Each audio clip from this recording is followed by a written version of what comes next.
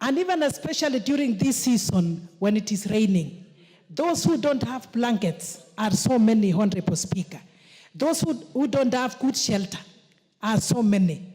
So with this social protection bill, I am sure the government, the national government, and to a large extent, the county government will be able to help these vulnerable groups, of which here we have those living with disability, we have the elderly, we have the orphans, Honorable Speaker. I'm looking at the groups which that the board will be able to provide the social protection and to these particular groups, orphans or vulnerable children, the poor older members of the society, persons with disabilities, persons in extreme poverty, persons who are affected by shocks. So, Honorable Speaker, we have these categories.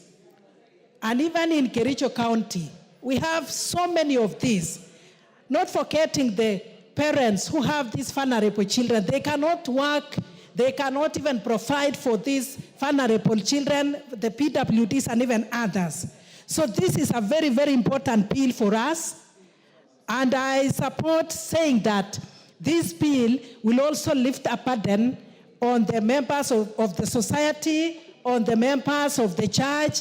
This will also lift a burden on the leaders, just like what my other colleagues have said, that our members of parliament are expected to provide for every need, be it a personal need, maybe people traveling, people have no food, people have no clothing, not to forget the school fees for the vulnerable children. Some of them have dropped out of school because of lack of fees. So when we come in, when we have the NGCDF and GAF, at least we'll be able to have them in school. But however, there are other needs that NGCDF and GAF may not provide, and this is where this social protection bill comes in. So when we have this assistance in form of cash transfer, transfer in kind, we also have social care services, that is according to the bill, where we also have rehabilitation services to these very needy persons. Honorable Speaker, in our societies, we also have not only the youth, those people who have gone through issues of drugs, issues of alcohol, they need services, at least they need rehabilitation, and this is where this bill comes in. And even psychological support is what they also require, Honorable Speaker. So in this, I say that this bill is very, very important. Honorable Speaker, and some of our children go to school without food. This is now where a feeding program comes in schools and even in those centers or in rehabilitation centers. Some of our children will only have one meal in a day, and the meal is the meal that is in school. So with this bill, I am sure a feeding program will also be upheld, it will be promoted. And Honorable Speaker, some of these elderly people need home-based care.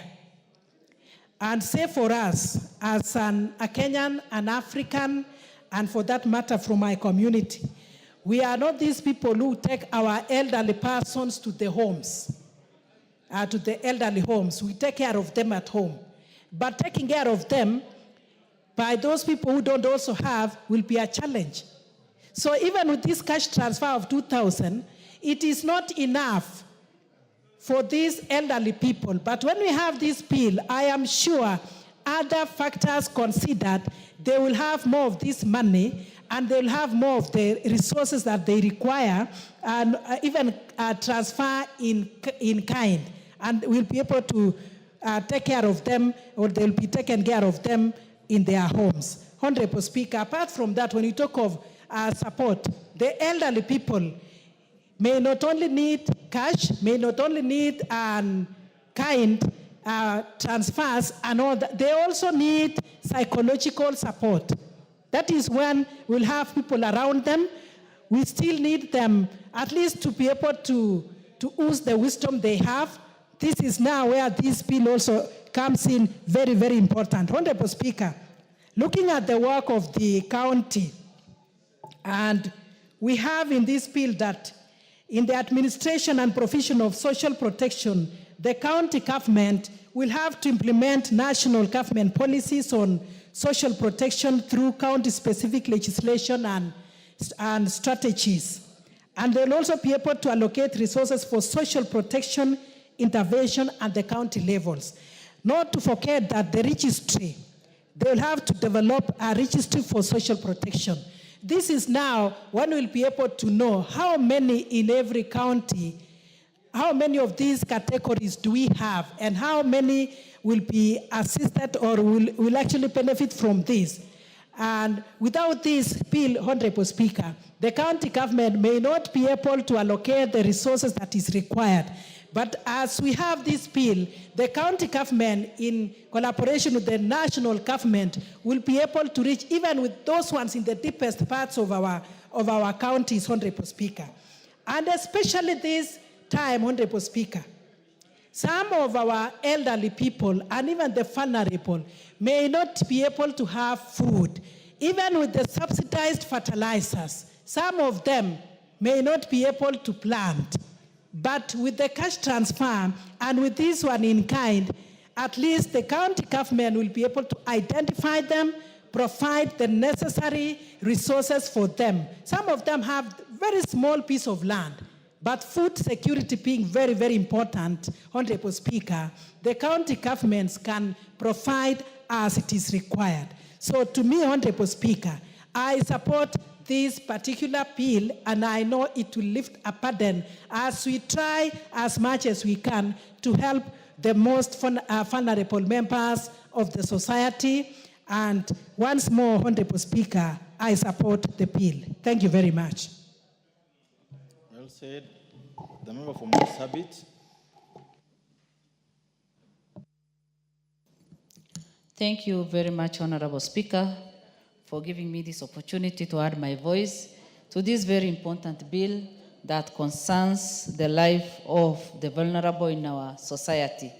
Honorable Speaker, when we speak about vulnerable people in our country, we have the senior citizens. The senior citizens maybe who have been working in the past, but today they live in a very poor situation in different parts of this country. They don't have anything that protects them against any danger. They don't have medical care. They don't have social protection. And even they don't have any of their relatives to support them. We also have people living with disability. In most of the parts in this country, people living with disability have been disadvantaged in many ways. And most of the time, African society look at them and they feel that, any person living with disability is like a curse to that family or the relatives. And they hide them, they keep them, they are not exposed, they are not given opportunity to go for education, they are not given the opportunity for any protection against any danger, they are not even given medical care. And they end up suffering. Honorable Speaker, in addition to that, we have orphans. Children who have been orphaned and they have no parent to take care of them. And most of the time, even their relatives take advantage and they end up mistreating them.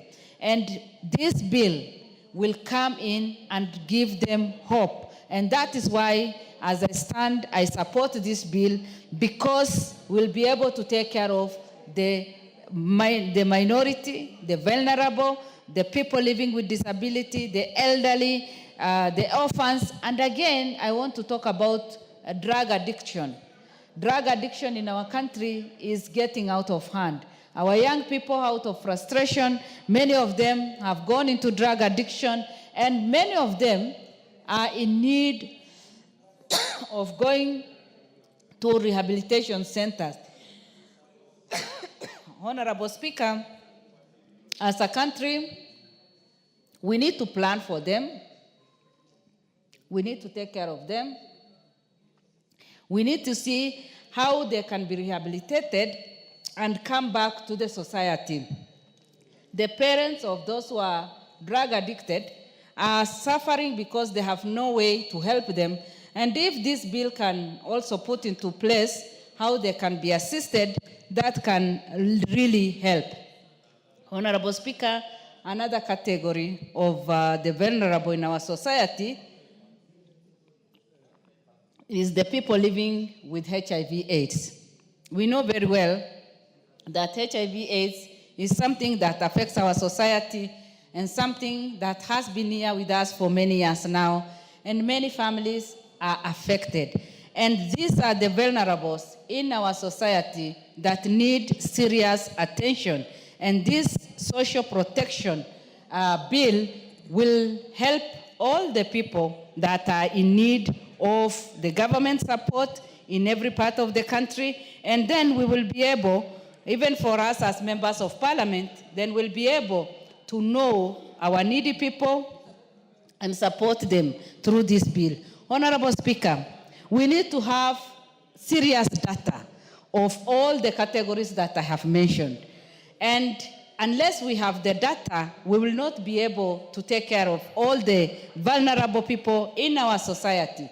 Simply because, like where I come from, we have people living in different parts of that country, Marsabit, and the distance between the headquarters and where the people are living is quite long, and we may not be able to know. So it is good for the government to take serious, to give serious attention in collecting the data of the vulnerable in every part of this country. And as we do that also, Honorable Speaker, one thing that can guide us is the poverty level in our country. The poverty level in our country is quite high. For example, Kenya as a country, over 39% live below the poverty level. Honorable Speaker, 40%, 39.6% is quite high. And to make the matters worse, the vulnerable in our societies are nowhere, and we have not given them much attention in the past. The 2,000 that the elderly people are given will not be able even to buy them medication.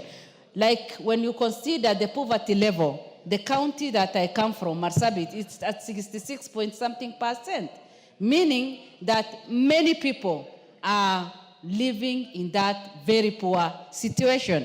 And when this social protection bill will come into place, then we'll be able to trace all of them where they are and give them the necessary support. Honorable Speaker, there is another challenge that I want to bring out as we register our people, and especially for those people who come from the border counties, like my county.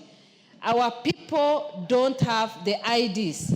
I thank the President who has now said that the IDs should be given without any serious vetting. Honorable Speaker, we have elderly people of over 70 years old who do not have IDs, and yet their children are graduates, their children have gone to universities, their children are working in Kenya, and yet they have been denied. So as we push for this bill, I want to also request the government to make sure that the elderly in our country, the elderly people in our country, and especially counties like Marsabit County, which is at the border, should be given special priority for people to be registered and given ID cards so that they can also qualify for this bill and for this social protection care, so that they can be given and they can be included in the list. Honorable Speaker, as I conclude, we need to create enough of awareness. We have so many policies that are there in place, but Kenyans don't understand. So the best thing that we can do as a government is to create awareness of the bills or their human rights, so that people at the village level, then they'll be able to know what belongs to them and be able to demand for their rights. Honorable Speaker, with those few remarks, I support the bill, and I encourage the members of parliament to contribute positively so that this bill can be enacted and support our vulnerable people, the widows, the orphans, the people living with disability, the people living with HIV/AIDS, and all the others that need our attention. Thank you, Honorable Speaker, and I support. The member for Seme. Their hands up this side. We're given 3 this side in a row. So Thank you. This side also have a chance. Yeah. Thank you, Mr. Speaker, for giving this opportunity. I rise to support this bill. Mr. Speaker, social protection is one act that actually distinguishes the human society from the animal societies. It is only human beings in their right senses that actually make programs that protect vulnerable people. Animals don't do that. So this is an extremely important bill for us.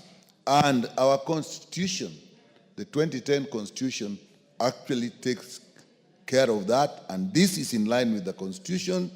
If you look at Chapter 4, the Bill of Rights, particularly Article 43 of our Constitution, it will tell you that the areas that we actually need to protect people, the area of health, the area of housing, the area of access to water and sanitation, and social security. So this is actually in line with the Constitution. Mr. Speaker, we have to look at the issue of poverty in our country. Defined by expenditure of about $2.15 per day, we have a poverty level ranging from 26 to 46% in various parts of the country. And it is more so in urban areas than even in rural areas, where in urban areas, a monthly income of 88,000 per month will really define you as living under poverty, and while the rural areas 4,300. So, Mr. Speaker, this bill will protect those people in that category.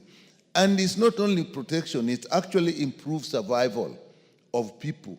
There are families that just with the minimal social protection, the children will actually survive. The children can go to school. And in that way, not only survive, but you actually improve human capital. Their children, if they're supported from such families, will actually get proper education and have social mobility. Mr. Speaker, social protection is also an investment, not just an investment in a social sense, but actually socio-economic investment. Where there are cash transfers, it has actually been proven that for every dollar that is given as a cash transfer, you actually get a return in the economy of $8.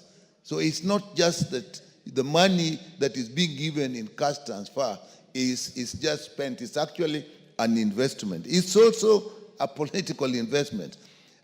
Some of us may have heard about President Lula, who actually, people forced him to go back even after coming from jail, being jailed by his opponents, because of the social protection programs he started that actually moved a large number of Brazilians from poverty into middle income level.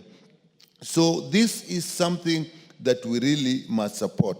I know there was the bill of the late Honorable Laboso, which I actually participated in, but I think it was not actually implemented. Having this bill, I think, is the right thing, and I hope this time we are serious about it.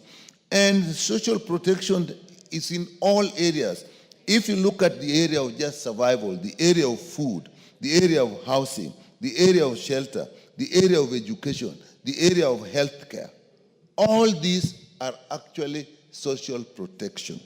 So, Mr. Speaker, in our country, we actually have a lot of ongoing social protection programs. But I think this bill will actually help to organize and coordinate them. Mr. Speaker, a working social protection will be a big relief to politicians, members of parliament. You know how we actually contribute to all social ventures in families, and if you have proper social protection, some of that will actually be taken care of. In this country, There are a lot of ongoing social protection programs, but most of us just think of cash transfer programs, which we have for orphans and vulnerable children, which we have for elderly persons, which we have for persons with disability. But even feeding programs in schools are a social protection. Even agricultural subsidies are actually social protection. Social health insurance, like what we have in SHA, replacing it, that is also a social protection and a social security. So, Mr. Speaker, we have this, and they are going on, but they have challenges because there is no legal framework that takes care of this. And the challenges, if you take, for example, the cash transfers, the issue of disbursement is a big issue, and we've never gone through a session without a member raising the cash transfer for elderly persons. Some people are not getting the means of getting the cash transfers. We tried direct payment. We tried getting now into mobile phones, and we still have a problem that with the disbursement. We also have lack of coordination because, as I've said, all these social protections, if there is no proper coordination, there'll be a lot of double dipping. So you'll find that a family may be getting under a disability area, then the same family will be probably getting it in bursary, the same families will be having orphans and vulnerable children. So there is need for some coordination. And that's a big challenge in the social protection programs that we have. There is the issue of just pure theft and grafts, because if it's not properly organized, now in cash transfers, there are people who are helping the persons that are the recipients. And these people themselves actually do steal from these people. Even the officers that are actually running these programs. Even the banks, some money is even get lost in the banks. So again, there is need to do that. There is also the problem, we don't have an exit programs, because in some cases of social protection, people can actually, like orphans and vulnerable children, there's an age which they reach when they should exit.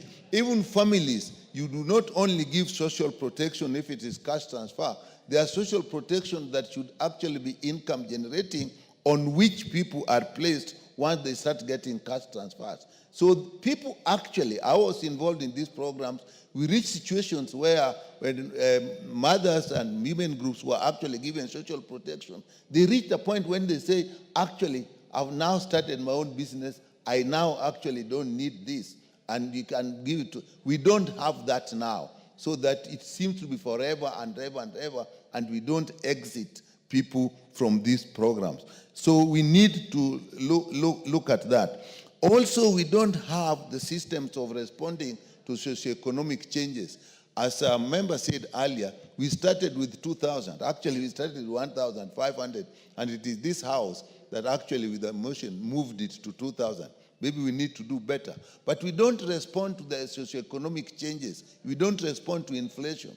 So again, we need a system that will take care of that. So I support this bill. It actually addresses the very important issues that I've been talking about. If you look at clause 5, it actually addresses Article 43, the issue of equity, inclusivity, justice, problem of discrimination, right-based approach, access, and so on. So that this bill actually is very appropriate. And if you go to clause 7 of the bill, it establishes a board. And if you look at the functions of the board in clause 8, Mr. Speaker, you will find that it will design, implement, monitor, and evaluate social protection interventions and programs. It's also going to create a registry. It's also going to coordinate this. So this bill actually is a bill that we must appeal to our colleagues to actually support this bill.